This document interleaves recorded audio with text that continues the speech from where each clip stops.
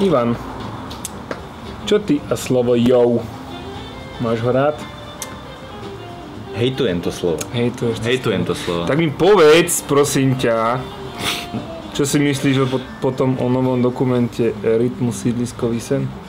Tak dokument Rytmus sídliskový sen, čo je samotný krkolamovo jazykový lam v názve. Keď ste myšľali názov Rytmus sídliskový sen, tam sa vám krížia dve rovnaké samá, to je jedno, spoluhlásky. Dobre, doraz buďme seriózni. Bol som na sídliskovom sne a prežil som ho spolu s Patrikom Vrbovským, a.k.a. Rytmusom. On so mnou nebol, ale to nič nemie na veci, že v tomto... Nechcel som ísť. Mám predsudky, no ale... Nemám. To Slováci. Ja som nemohol, doprava, otváranie City Areny, nedalo sa. Dobre, poďme k veci. Skrátka, dobre, videl som film. A o čom teda film je? Film sídliskový sen, ako ste mohli vidieť z ukážek, lebo dosť bol nimi zaplnený internet, pojednáva doslova o živote. Povedzme to takto veľmi zovšeobecné o živote. Je to skôr taký introspektívny profil samotného tvorcu, ktorý vlastne hovorí o tom, jak sa narodil, kde sa narodil. A potom vlastne sleduje jeho kvázi detstvo až do tohto momentu. Niekto by to možno videl ako zaujímavý film, ale ten film trpí zásadným problémom a podľa mňa to je problém. Tým, že vlastne určený výhradne pre fanúšikov. A niekto, kto ho vníma, nemusí ho vnímať negatívne, ale iba ten, kto ho vníma neutrálne, že proste má VP, hej, tak ten dokument nič také neponúkne až. Takže ako si ho vnímal ty tým pádom? Priemer až dobre, to je hodnotenie, ale ako som ho vnímal ja, bol to skrátka profil. Bol to jeho profil. Hovoril, že sa narodil v Čechách, čo je zaujímavé, lebo veľa ľudí si myslí, že sa narodil v Piešťanoch. On tam sa potom matka sa rozvedla so svojím, alebo rozešla so svojím rómskym priateľom a potom odišla na Slovensko, do Piešťan, tam, kde teda on vyrastal, kde sa jeho biologická matka znovu dala dohromady s nejakým mužom, s ktorým mal 2 deti. A je to zvláštne, keď hovorí tam o problémoch v detstve, lebo jeho matka, jeho nevlastný otec teda obe akože bieli, takisto bielých mal aj súrodencov a on teda je Polrom, hej. A vravel, že ako sa s týmto vysporiadal ako malé dieťa. Čo podľa mňa veľmi zaujímavá časť dokumentu, lebo naozaj narážala nejaké zžité predsudky, ktoré tu máme odjak živa na Slovensku, hej. A takže myslím, že možno v týchto ohľadoch, keď hovoril o svojom detstve, o svojom vyrastaní, tak ten dokument má nejaký presah. Nešiel iba do jeho života, ale tak vieš, zasahoval do takého, nehovorím, že zatínal do živého, to by som trošku moc zveličoval, ten prínos toho filmu, ale rozhodne otvoril niečo zaujímavé ešte, popri tom, ako hovoril o živote. A obsahoval ten dokument aj nejaký náhľad, alebo pohľad do hip-hopovej scény 90 rokov? Ty sa nám pýtaš aj na otázku, otázku som si všimol vlastne ako isté negatívum do veľkej miery, lebo veľa ľudí, keď na ten dokument išlo, čakalo niečo napríklad jak dokument Hrana o Patrikovi Vrbovskom. Hrana, 4 filmy o Patrikovi Vrbovskom, to by bolo zaujímavé. A vieš... To by bolo skôr možno Gula. Lebo v podstate ten film... Reťaz. Áno. 4 filmy o Patrikovi Vrbovskom, to by mohlo ísť. Ten dokument, ten Hrana, hovoril zase o tej celej scéne. Nielen o ňom, ale o tom človeku, ako bol v tej scéne. Hovoril o Marekovi Brzovskom v rámci celej scény. O divokých 90 rokoch a podobne, hej. Napríklad tento film zase nešiel až tam, by som povedal. On sa obtrel o nejaké témy, napríklad bola tam téma, jak som hovoril, Rómo podobne, o tom, ako mladý freestyloval, ako breakdancer, ako mladý si zaslúžil obdiv, bol vyhlásený za najlepšieho, v podstate rapper na Slovensku, toho freestylistu na Slovensku.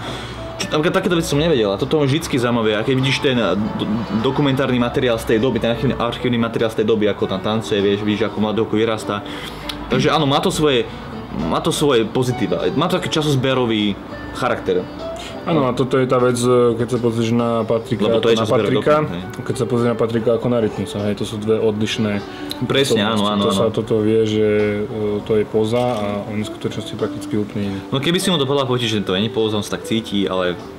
On to sám o sebe veľakrát aj vraví. Hej, nevyhnutný marketing, by som povedal, ale ako za toho nebudem nejak extra súdiť.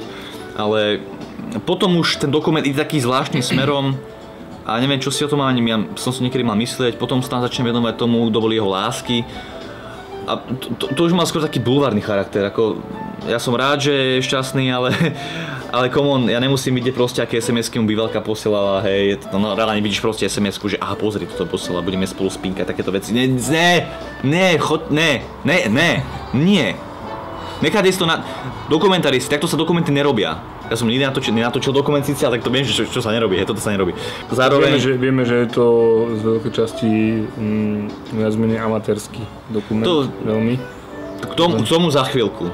Najprv rozoberieme tento obsah. A potom hovorí o tom, ak sa dal dohromady s Darou Rollinsovou, čo bolo celkom zbytočné zas, na čo to potrebujem vedieť, hej. A potom zase to, keď pokračujem dokument ďalej, tak zase to nejde nejak nikam, lebo popri tejto linke spoznávania ho ako Patrika a nejakého Rytmusa, sa tam odvíja ešte to, že on chce zistiť svoj genetický pôvod, odkiaľ pochádza. A to je asi najhoršia pasá z celého filmu, ak to zisťuje, a zároveň keď ide tam, zistí, že z Indie, čo je asi taká novinka, keby povedal proste černom, že som z Afriky. Proste, ale to si myslím, že to už je zaužívaná vedomosť, že vlastne Rómovia geneticky pochádzajú z Indie. General knowledge, presne, tak neviem, tak zistil, že z Indie, tak išiel do Indie, tam sa ponevieral po tých slamoch a potom do toho išla nejaká strašná patetická hudba, koho to zaujíma, hej. A potom on tam tuším freestyloval s tými chlapcami nejakými tam a táto časť bola čistý ego trip. Proste potreboval ukázať, že má aj srdce, ale na čo? Ako sorry, ja verím, že ten človek má srdce, že není zase chladný podľa mňa, ale na druhej strane na čo potrebujem vidieť, že ako sa tam hrá s indickými deťmi, čo mi má to čas povedať o ňom? Že má srdce, ako come on. Už to ako ukázali, keď sa rozprával s matkou, keď matka hovorila o ňom, keď on hovoril o matke, keď sa vyjadroval k svojmu otcovi biologickému, aj nevlastnému. Tam sa spoznal ako Patrika. Hovorím, a to mi stačí. Vlastne, keby išli touto linkou a nesrali tam proste tú Indiu a tie decká indické, aj ním, že proste, ja som Romák z Indie. Wow, naozaj. Fakt. Buď to je tak, alebo si len cynický hovado. A nech som mal, táto časť ma vytáčala, proste bola tam úplne taká chudba, ktorá sa tam nehodila, strašne sentimentálna. Popri tom si tam mal takú urbanú odzovka linku v tom dokumente, kde si mali aj také útržky z jeho klipov. Víš, ak išiel čas, tak ste tam roznili tie klipy a menili štýly, akým išiel ako rapper. Čo bolo dlhé časy niekedy síce až moc tých klipov ukazovali, ale vieš, stačilo mi to. Dobre, a čo tá formálna stránka? Na to si odpijem. Bol to amatérska griť. Nezazlievam to, ale však ja toto nezazlievam, lebo čo zberím dokument, sa musí s takýmito vecami vysporiadať, ktorý nemá stabilný rozpočet, hej.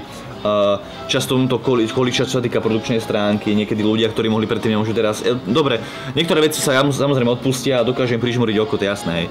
A na druhej strane, niektoré veci mi tam nedávali zmysel, napríklad keď máš scénu, ako sa Verbovský stretne s svojím otcom po čase a potom aj taký heart to heart, sorry za výslovnosť, taký rozhovor a vidíš tam proste ako pred nimi cúva chlapík so steadicamom proste, vieš. Ale ty vidíš ten záber, keď vidíš ako ten chlapík cúva so steadicamom, pozoruje ich, má asi 6 sekúnd a celý roztrasený, vieš. Niekto asi švenkoval tam. A potom, prečo nemohli skrátka ukázať chlapíka, ako to, čo s steadicamom, ako ide za nimi, vieš, teda pred nimi. Prečo nemohli to ukázať? My sme záber z tej kamery nevideli ani. Toto nie sú drobnosti, aký to veci tam viac, alebo chápeš, že letia s drónom, vidíš nejaké veľké celky, ale normálne sa, keby sa aj kamera tam kývala na tom, vyzerá to strašne divno. Vieš, keď vidíš tie dronové šoty, tak je to všetko také plynulé. Kamera statická vlastne, vieš, iba cúva. Ale to bolo také, že občas z toho technického hľadiska to vyzeralo debilne. Dosť amatérske, hej. Bolo to amatérske, veľakrát, niektorý aj strih, niektorý bol zvláštny a aj tá forma proste, Rytmus reaguje na dokument, ktorý sa natočil, vieš, to je ako na YouTube máš tie videá, vieš, kedy proste chlapici pozerajú na trailer Batman vs Superman, jupi, teším sa na to, vieš, to tiež také, že tak sedí jak pán, ne, s tými shadami, okej. Ja. Dobre, takže aký je tvoj finálny verdikt ohľadom Rytmusa, dokument? Vieš čo, ja som hovoril, že niečo medzi priemerom a podpriemerom. Podpriemerom preto, lebo ten dokument zbytočne obsahuje do veci ako jeho osobné vzťahy, čo neviem, na to som nelákal, nechytalo, priznám sa. Potom tá vec s Indiou, to bolo celé mimo. Také sentimentálne zbytočne. A forma, ale konec koncov nemôžem povedať, že to bol úplne zlý, nebo že to bol zlý film, ako veľa ľudia na CSFD zvykli teraz tomu hádzať odpady. Ale nemyslím, že to je odpad, len ak si ochotný pristúpiť na to, že Rytmus sa vlastne, je to jeho profil, hovorí o svojej rodine a svojich vzťahoch, dobre, našiel si dokument, ktorý ťa nebude nudiť, ale ani ešte sa ťa nezabaví, priznajme si. Keď ste fanúšikmi Rytmusa, už ste to asi videli, tak vám nemusím hovoriť, že odporúčiť, že choďte na to. Aj tak to bude mať 10 000 návštevníkov v kinách, takže... Akože fajn, aspoň niečo zarába v slovenských kinách, takže v pohode. Dobre, ak sa máte fajn.